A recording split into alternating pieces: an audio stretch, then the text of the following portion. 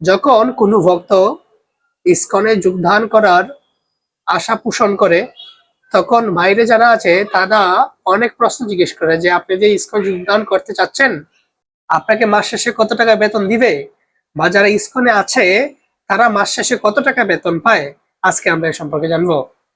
যদি কোনো ভক্ত ইসকনে যোগদান করে, ইসকনে যোগদান করার পরে উনি কি কাজ করে, ইসকনে যোগদান করার পরে উনি বাংলাদেশ তথা বিশ্বের যে কোনো ইসকন মন্দিরেই যোগদান করুক না কেন, সেটা মায়াপুর, সিলেট, ঢাকা, যে স্থানেই হোক না কেন, মন্দির কর্তৃপক্ষ তাকে যে সেবাতে নিযুক্ত করেন উনি সেই সেবা করেন। তো যখন উনি সেই সেবাতে যোগদান করেন, মাস শেষে ওনাকে কত টাকা বেতন দেওয়া হয়, ওনার যা প্রয়োজন, সাবান, তেল, শ্যাম্পু, শেভ করণ, চুল কাটা, ওইগুলার তো একটা খরচ আছে। এই